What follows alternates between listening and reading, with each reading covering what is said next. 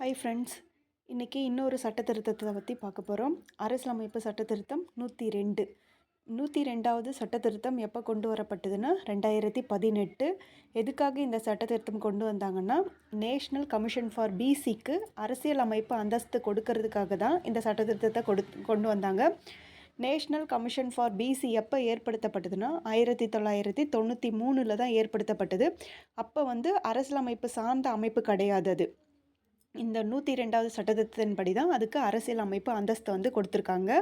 இது எத்தனாவது சட்டத்திருத்த மசோதாவாக வந்துச்சுன்னா 123வது சட்டத்திருத்த மசோதாக தான் கொண்டு வரப்பட்டு 102வது சட்டத்திருத்தமாக வந்தது. அது இந்த சட்டத்திருத்தத்தின்படி மேலும் 2 ஆர்டிக்கல் இணைச்சிருக்காங்க. 338B. இந்த 338B படி தான் நேஷ்னல் கமிஷன் ஃபார் பிசிக்குன்னு ஒரு அமைப்பையே நம்ம ஏற்படுத்த முடியும். அப்புறம் இந்த கமிஷனுக்கு என்னென்ன கடமைகள் இருக்குது, அதிகாரம் இருக்குது, அதை பற்றி சொல்கிறதெல்லாம் விதி 338B. இப்போ நேஷ்னல் கமிஷன் ஃபார் பிசினாலே என்ன ஆர்டிக்கல்னால் விதி 338B.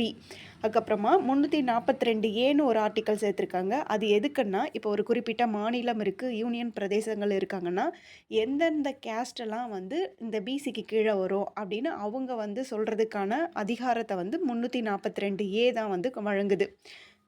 அதனால தான் இந்த 2 ஆர்டிக்கலை இந்த 102வது சட்டத்திருத்தத்தின்படி சேர்த்துருக்காங்க. இப்போ 102வது சட்டத்திருத்தம் 2018 எதுக்குன்னா, நேஷ்னல் கமிஷன் ஃபார் பிசிக்கு அரசியல் அமைப்பு அந்தஸ்து கொடுப்பதற்காக தான் இந்த சட்டத்திருத்தத்தை ஏற்படுத்தினாங்க. தேங்க்யூ.